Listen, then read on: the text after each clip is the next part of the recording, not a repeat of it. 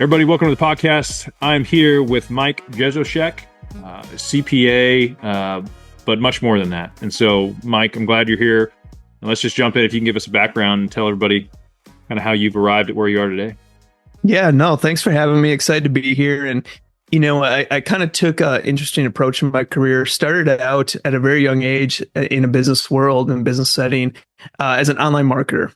And so started my first business at the age of 14, sold that business at the age of 18, and then got into another area in the online marketing industry with other partners. And, you know, the funny thing about this journey is I was also going to school, and school was really just kind of my backup plan, you know, kind of this idea of like, okay, if everything, the ground falls through the floor, here's this opportunity, I'll use my degree, and that's what I'll go for. So I went to school for accounting, ended up getting the CPA, and ended up in this online marketing company that we were working with, leaning into the finance side of that business. The last partnership that I was a part of, we had 7 different partners that all kind of wanted to take the business in different directions. So we were all great at what we did, but we just did different things. And so instead of trying to pull one business into different directions, we said, why don't we split out and kind of do our specialties? And that's when I split out and got into, you know, the actual accounting world, started a digital accounting firm back in 2013. But I never did tax work. I always did bookkeeping work, and that was kind of my focus. Now I was faced with tax problems that I was forced to come up with. But when I first started my digital firm, we would outsource the tax work. And so a lot of clients would come to me with these tax questions, and I wanted to help them out. And so they'd say something like, how do I hire my kids? And I'd go to the partner that we're working with, and they'd say, well, it depends. Like, I need to know this, and you know, all these different things matter. And I got really frustrated with that concept of it depends. And I know that it depends, but I got frustrated with that concept. And so really kind of set out on a mission to learn this idea of tax strategy and how that can help business owners, and as well as, you know, how can I help business owners be aware of the strategies that are available to them. And, you know, I think all too often small business owners think they're too small, or that, you know, it's not worth a little bit of the effort it takes to implement these types of strategies. So they just don't do them at all. Or they get faced with this, it depends from their accountant. And instead of having to like go through all these different scenarios and then probably not really get the answer they want anyways, they just like, forget it. I'm not going to worry about hiring my kids. So that kind of brings me where I am today is I run a podcast for the last 6 years, focusing on bringing these strategies and awareness to small business owners, as well as launch a software that kind of helps business owners with tax planning as well. Man, I love that. There's this great, I think it was a graduation, like a commencement speech called Wear Sunscreen. Just this guy dropping these kind of wisdom bomb after wisdom bomb. And one of them was some of the most interesting people I know didn't know what they wanted to do by 40. And the most interesting people I know still don't. So I think it's that like entrepreneurial thing of just like, there's constant problems to solve, and, you know, I'm going to solve this one and set it up. And then I always have kind of a desire for the next one. Is that spirit in you? As I hear you talk about it, it feels like you're probably always on the lookout for the next better way. Yeah, no, I never thought about it that way, but, you know, I think that makes sense. It always just seems like there is that gradual shift, that it doesn't come like natural. It's not like I'm looking for it. But, you know, the whole idea of this podcast, and it's funny how our podcast started, is a team member of ours, and I wasn't a podcast guy. I didn't listen to podcasts. A team member of ours says, why don't we start a podcast about this? And I'm like, I don't know anything about podcasts, but we had some YouTube videos that we shot on some topics. And I said, well, I'll just take the audio from it and throw it on a podcast. So I did that. There's like 4 episodes and never touched it. And like 6 months later, I started getting people saying, hey, I listened to your podcast. I want to learn about working with you. And I'm like, what podcast are you talking about? And then this concept of like, oh, okay, maybe there is something there. And that's how it led. So there's a lot of things that you don't necessarily plan or go down that route or intend it to be that route. But it's funny how this entrepreneurial journey, just the way it takes you, it can take you all over the place. Oh, yeah. So for our audience, mostly financial advisors, we're constantly trying to generate new business. It's the lifeblood. And I've experienced a lot of great advisors that don't get to stay in the business because they can't generate enough new business. Mm-hmm. Tax planning is a hot button. I mean, if you can get in front of somebody with a tax idea, especially business owners, I have found that you'll get a lot of meetings that way. You need to deliver on it versus sharing a bunch of ideas that may or may not apply. How much experience have you had with financial advisors? And what do you say is your general experience with them on how they're using tax strategies? Is it effective and direct? Is it kind of random and sporadic? Yeah, my experience of what I've seen is mostly just random and just kind of throwing ideas out there. But what I've seen work are people that actually take and grab these strategies and then put them into application. And I think that's the hardest part that we have is, a financial advisor might feel like they're not a CPA, so they're not adapt to really be talking about taxes. But that's not necessarily the case. The things that we're talking about are not necessarily things that you have to be a CPA. A lot of these strategies are very basic things, and it's just making people aware of it. Like let's look at something like an HSA. An HSA is every employer likely offers it, or every employer has an opportunity to participate in an HSA.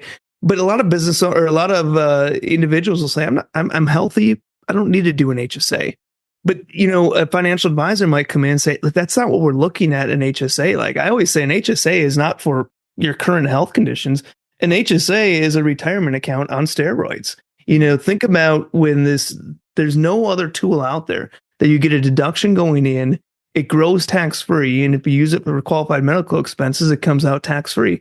I mean, that is a win-win-win from the IRS, a gift they give us. Yeah. And so I say, don't look at this as something that you're going to pay your current medical costs for. Look at it as like a supplement to your retirement, because you know what? At some point, we're all going to fall into health costs of some sort, more likely than not. And if not, great. Like you've won the lottery on that piece. But when you fall into those health costs, why not pull from something that's tax-free and has grown tax-free, then pull from a taxable retirement account? And so, that's an example of where a financial advisor it's not super technical. It's not this crazy advanced tax strategy, but it's just putting it into a different light and simplifying these strategies for small business owners or individuals alike, because they just hear HSA and they don't, they just say, oh, that pays health medical costs. That's all they hear. And so it's taking these ideas and strategies and specializing them to their client. That's the success that I see from financial advisors. But more often than not, what I'm seeing is an email that goes out that's kind of general speaking of, oh, here's an HSA, here's what they are. And not really going into, why it's so beneficial and really kind of taking a concept and painting a different picture with it. Oh, I love that. Yeah. I mean, I had a client last week I was working with, and in one meeting, and this is kind of the myth of the tax strategies have to be really big and sexy, or you just don't use them, is we talked about funding an HSA, paying both of their kids, and finishing and filling up what they could put in their retirement account. None of those are groundbreaking, but you put them together in a meeting and you practice communicating it in a way and showing them the actual impact to your taxes. Yeah. Just those three ideas, to most people who aren't fully utilizing them, will get you a lot of clients. I do think there's a space to where some advisors say, I'm going to specialize in some more complicated things, premium funds, cost segregation. But we all get to choose who we want to be. And I think if we understand who our ideal client is, there's enough of those people to serve them really well. Yeah. I've seen advisors. Oh, go ahead. Yeah, I was just going to say, I think that's part of it too, is that you will get forced into understanding those strategies. Like if you have a base that is all real estate investors, well, now you're going to be looking at more of that cost seg studies. You're going to be looking at some maybe energy type credits, and you're going to be going down that route. But there's no reason, if you have one real estate investor and the rest are business owners, there's no reason to necessarily go down that route as a financial advisor. Yeah, and we use the term a lot, idea partners, which for me takes the pressure off of having to be an expert in everything. I just need a bench. I need a mic. I need, a tax attorney, somebody like when the problem presents itself, I go to other experts, get educated, bring that education back to the client. And to a client, that's a huge win too. It's like, you brought me something I probably couldn't have found. We do not have to be the expert in it. We just have to be kind of a student of the game. Like, hey, what do real estate investors do? I'm going to go talk to a couple of real estate attorneys. And it's this constant curiosity, because what I found is I'm one new idea away from a whole new pool of clients that I have the solution they're looking for now, which opens up a lot of other planning opportunities. I find more often than not advisors are intimidated by tax strategies and then kind of shy away from it because it's like I either don't do it or I do it fully. There's really no in between. Yeah, no, and I think that, also, even if it's something that you don't feel comfortable, like kind of advising on, sharing somebody else's work that isn't the expert in that area can be very helpful. And I think as a client is helpful as well. I had an attorney the other day that reached out to me and said, "Hey, check out this video by this other, kind of nationally known attorney." And that didn't make me watch that and be like, "Oh, I'm not talking to this attorney anymore. I'm going straight to him." It was like, no, that was really helpful because there was content there that he's like, "Why am I going to try to repurpose this, put it in a different box for you when it's already out there and already explained really well?" Now, as a financial advisor or as a consultant, our goal is to say, how can we find that resource, find that content? But yeah, it's taking that information and providing it to it. And, it's funny because one thing that you mentioned about the hiring your kids thing and the topic there is, I would tell the financial advisor, let's go even further with this. And this is where a lot of the articles might stop. But how can you make that aha moment and really make something powerful? As hiring our kids is super powerful and something I think every business owner should do. But how do we go even further with that? And this is where a financial advisor can come in and say, hey, how about we use that money that we are now hiring your kids with to fund a Roth IRA? What's the problem with a Roth? You don't get a deduction going in. Well, guess what? If we're hiring our kids and they're 12 years old, we don't need a deduction. And so how cool would it be to have a Roth IRA that you've been funding for 6-7 years for your child that is going to grow tax-free and withdraw tax-free for 50 years from now? And so, those are kind of the cool things that everyone's heard of, this concept or idea of hiring your kids, but no one's kind of put this other piece of the puzzle into it that really makes it, even sexier than maybe it was. Yeah. I love the idea of more advisors challenging themselves to be better communicators or marketers. And to your point, all this information is out there. None of us are holding ourselves out as like we invented this concept. But what if you present it in a way that actually gets them to finally take action, or actually they understand it enough for the first time to feel comfortable? Because a confused mind says no, in my experience. And if I overwhelm them with data, I think simplicity is a gift. And sometimes it's taking HSA, funding your 401k, paying your kids with the Roth on the and like putting it in such a way that they're like, that makes sense to me. And I understand how valuable it could be. And I think that's where a lot of us advisors fall short, is we have the data or we have access to it. We're just not great at presenting it in a good way. Yeah. And I mean, this is the exact problem that accountants have. These concepts we talk about on our podcast are nothing new. All accountants, most of accountants know them. Maybe they don't specialize in them, but they have this concept of them. But the problem is when they explain it in a way that's so technical that the client's like, I'm not going to do it because it doesn't make sense to me. Like, I don't understand what you're talking about. It sounds foreign, so I'm not going to do it. And that is where we've had been able to on our podcast to say, okay, let's imagine we're talking to a non-accountant, because we are, like, even though we think this is very basic and everyone knows this stuff, we've gone to school for this. We're trained on this. We're learning about this. We're constantly researching it. Our clients aren't. And so let's break it down for simple. And hey, if the clients, the client will tell you, of like, okay, you can step it up a notch. Like, you're too basic for me. Like, they'll let you know, but don't just assume that everyone's at that more advanced level, because it can be really powerful when you break something down and simplify it to a point that's easier to understand. Yeah, when we do our live events, we'll actually practice whiteboarding live with advisors, and we tell them you need to start looking at all as a potential obstacle to overcome versus it being, your superpower all the time. Because sometimes you talk about it in such a way that it makes sense to you, but if you can't get in your client's shoes, even if you tried, but imagine there being some disconnect and then work to overcome it. And so we say practice explaining it in 90 seconds or less visually. And if you can do that, it may stretch out a little bit more. It may not be perfect, but just the challenge of saying, can I communicate the power of this in a really simple way? And I've had advisors that have been in business for 30 years get up on a whiteboard and we'll look at their back for 5 minutes. And they're super pumped about what they're writing out. And they've lost a room full of advisors just because, even though it's what we know, there's not a lot of excitement behind it. The marketing hat isn't on. It's just pure transfer of information. And so I liked what you said earlier about content being like the generic HSA email, that somehow we have to put some color around that. We have to put a little bit of excitement in our voice on it. I know my clients, after sending out generic newsletters for a long time, it's like, Sten, what do you think? Because this doesn't sound like you. Yeah. Like, you're our advisor. And so it's like, if you have 3 different newsletters as an advisor you subscribe to, take that information in, but sit with it and then try to communicate it in a way that actually might compel somebody to take action.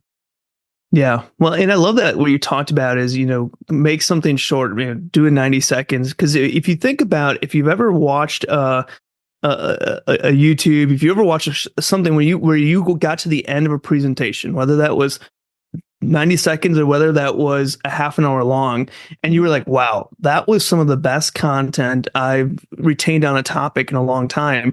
Mm-hmm. More likely than not, it wasn't that last minute that you got that mind blown. It was something like they got you in 90 seconds. And then the next minute, it's like just compounding that. And then the next 2 minutes, it's compounding that. And so it's, how do you break something down into easy to understand ways that you can then just continue to expand on and really grab attention.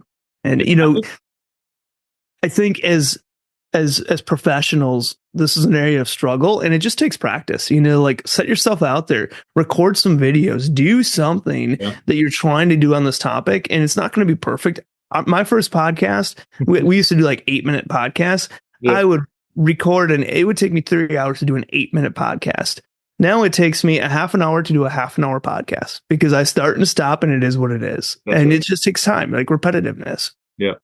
Yeah, I think you need version 1 to get to version 10. Yeah.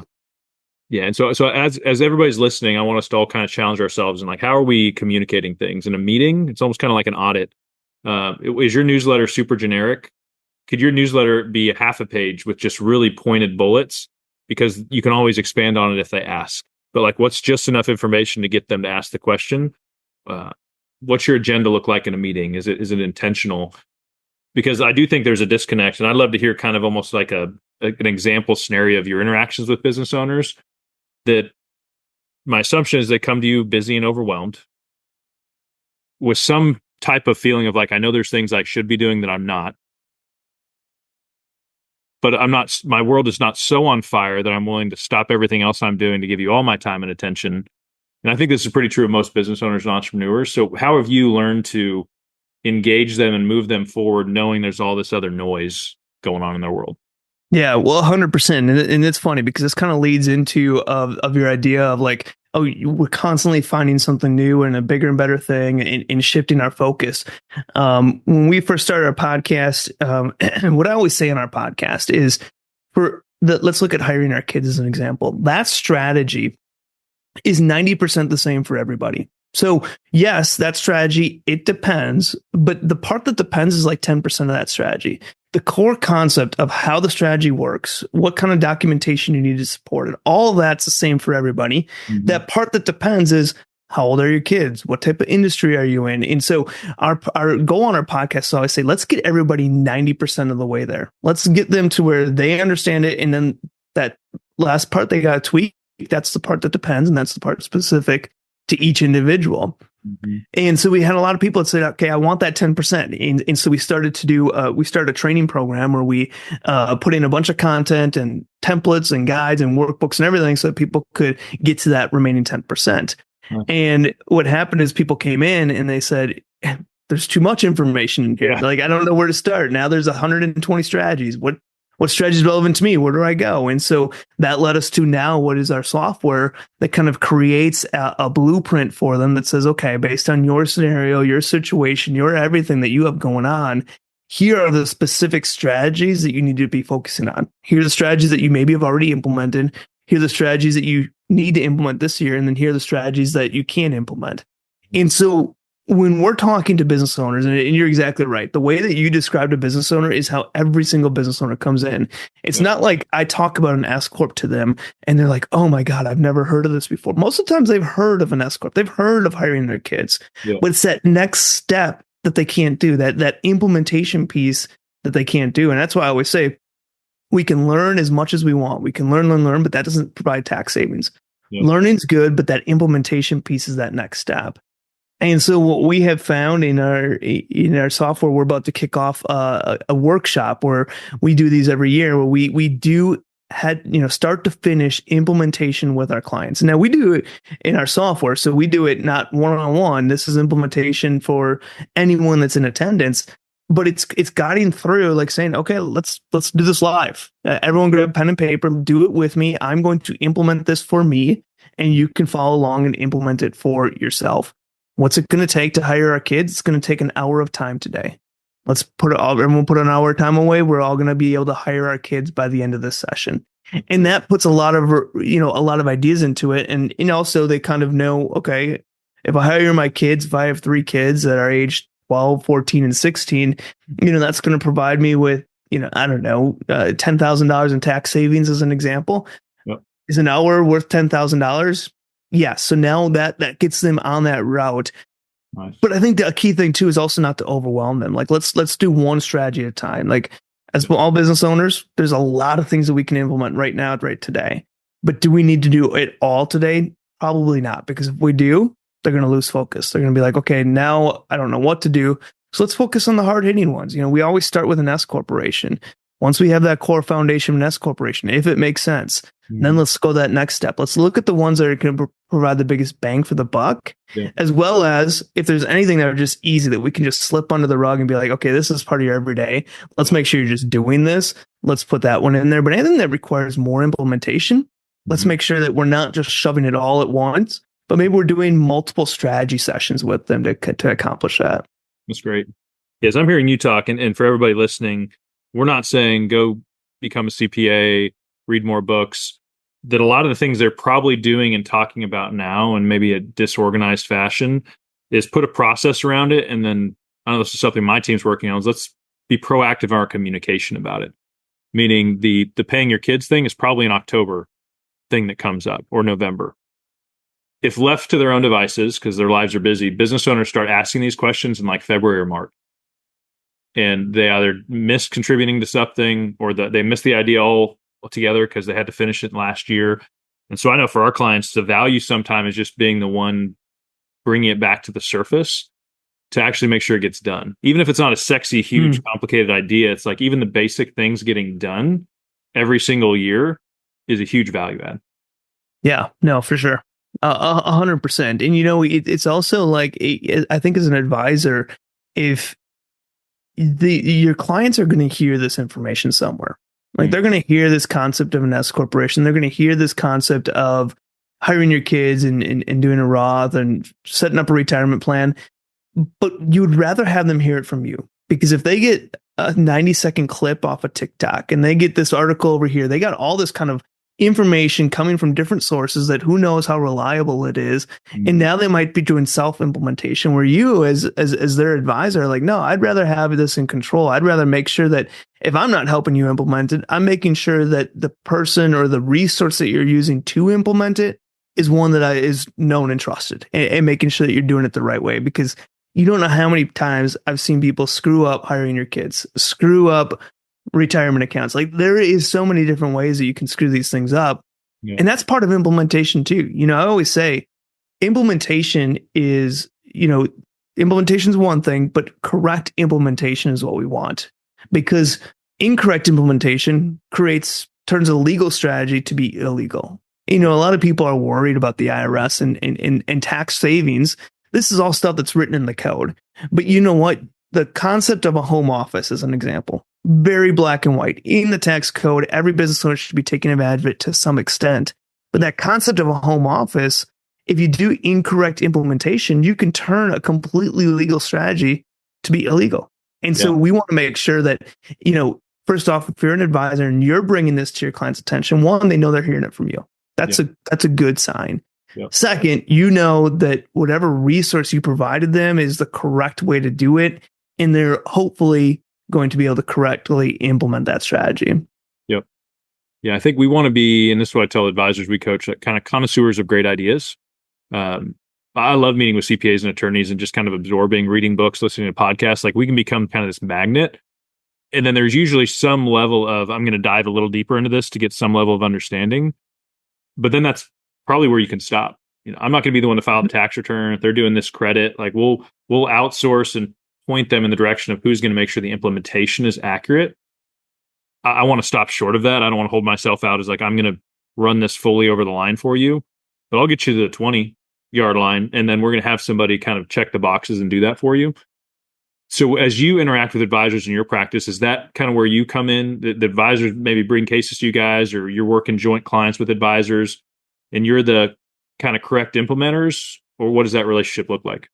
Yeah. So a lot of times, the people that come to our software, which our software is more of like kind of a software as a service, where, it's a lot of training and implementation guides, things like that, but also includes some unlimited access to our team of tax experts. It includes an annual one-on-one meeting. But most people that come to that are right. The people that need help with that implementation, they want to know these strategies. And I always say too, if you have an accountant that tells you, I will, I'm going to hire your kids for you. I'm going to do this, set up an S corporation. You don't have to do anything. Like, don't even worry about it. I'd say run away from that, because we want you to understand these strategies. We don't want you to be an expert, and don't expect you to be an expert in tax strategy, but you need to understand what you're doing. You're ultimately signing your return, and you need to have at least a core understanding of, could you tell someone what an S corporation is? And you're having a beer with a friend, can you tell them what an S corporation is? That's the kind of knowledge level that we need. And so a lot of people that come to us is exactly right. People that are coming to us that have, financial advisors that just want to finish that tax piece. A lot of times it's someone that has a great accountant that they know, like, and trust, that just doesn't provide tax planning. And so they say, I love my tax preparer. They do a great job there, but I just need that tax strategy help. And then we'll help them with that tax strategy, continue to use their tax preparer, prepare and file those tax returns as you normally would. So, kind of along those lines are typically, the people that we see come in. Yeah. Well, I think before we wrap up here, I want to challenge all the advisors listening. Don't be scared of tax planning. So much of the things we talk about, I know we all have to have the disclosures, like we do not give tax advice. And I'm like, we give tax strategy. Like, we're getting really close to that line as far as, like, if you tell somebody to fund their 401k, fund a SEP, convert an IRA to a Roth, like, that is all tax relevant. And so I think we all need to be comfortable talking and living in that space. If you do work with business owners, and this has been your experience, this is a hot topic.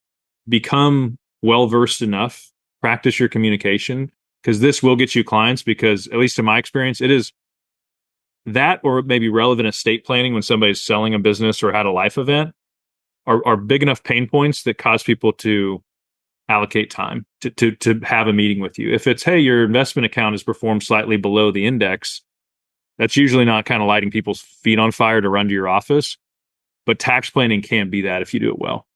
Yeah. And the funny thing is that there are so many accountants that don't even do tax planning. So imagine how powerful that can be, that you come to a business owner that's a client of yours. You talk to them about this concept of an HSA, just the conversation you had. Talk to them about this concept of an HSA. Talk about them about hiring your kids. Talk to them about funding their retirement account and what type of levels they can do and what's going to be the best retirement account for them. Those are things that their CPA, more likely than not, isn't even bringing to the table. And so how powerful will that be to them to say, like, hey, look at, my financial advisor is bringing these things to me, and, there's no better way to provide that value there. Now, ultimately, as Sten kind of mentioned, you're not maybe helping them implement the hiring their kids, but you're bringing the concept there and the idea there, and then have that resource belt that you can provide them and say, learn more here, check this thing out here, or reach out to your accountant and ask them there. Now, the reach out to your accountant thing might cause some issues sometimes, because the accountant's gonna be like, oh no, like, you can't hire your kids in your business. But, at least have some documentation in something that you can, let them go further with that. If they're like, yeah, that sounds pretty cool. How do I know more? How do I learn more? Yeah, I had a situation about a month ago. The client sold a big piece of real estate, and their CPA had one opinion, and we went and got two other CPAs that disagreed. And it was enough for the client to say, okay, I feel okay. And there was a little bit of friction there, but the number was big enough that it's like, I don't know if we should just settle for kind of the initial reaction, because there is some component of a new idea means that person didn't implement it or know about it. You're kind of challenging it. And so I think there's a professional way to do that. Like, hey, great, glad they're on the team, glad you trust them, but hey, there's probably some stuff they don't know about. And feel comfortable leading it as the professional. And there could be some friction there that I've run into. And as I've gain more experience as an advisor, there is kind of a calm way to keep the team together without having to go in. And when you give tax advice, it's always attacking whoever was in place before. Yeah. That might not go well.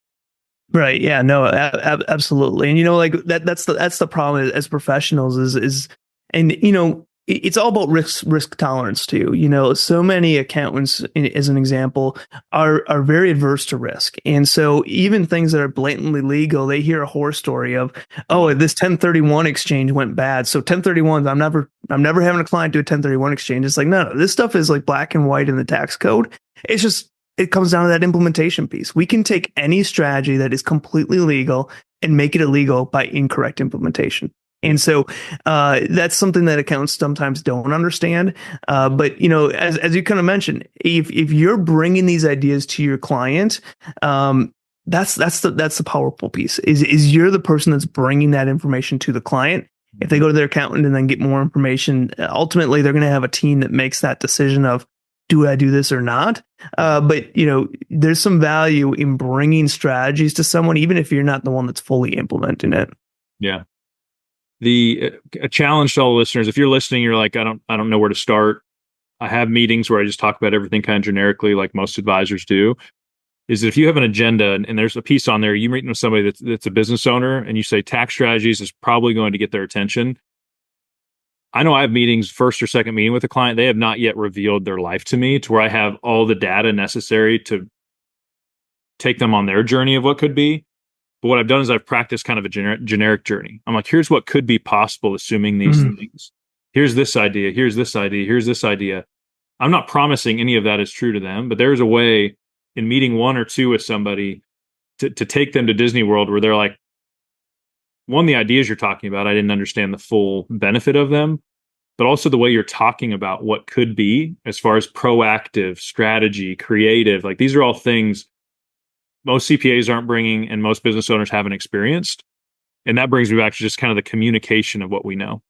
Most advisors know a lot of the stuff we're talking about, but it's the ability to draw somebody in and they're going to remember how you made them feel versus like the data dump in the meeting. Yeah, absolutely. And, I love this idea of a case study. And so, that is something that we use, and we use it in many different areas. We have 4 different case studies that we have a download for. But it's exactly that. It's like, okay, here is a sample situation. Here's someone that is in, have a couple of case studies for people in different areas of their life and different wealth or income levels that we can kind of pick and choose which case study is going to be best for that client. Yeah. But that case study can go a long ways. And not only can it just be something that someone can download on your website, but then also, utilize it in that conversation and don't be afraid to give up information. Within our case study, we talk about a lot of the strategies that we talk about within our program. I'm not afraid that someone's going to be like, oh, I know S Corp strategy, so now I'm never gonna, work with Mike. It's like, no, like, okay, this S Corp strategy is everywhere around it. Again, it comes down to that implementation piece. So many people know this concept of hiring their kids, but guess what? 1 out of 10 business owners I talk to actually hires their kids before they talk to us. But they know of the strategy, they just don't do it. And why aren't they doing it? Because they just hear it from here. They hear it from that. They don't have anyone that's like kind of encouraging them to take that next step and do that full implementation piece of it.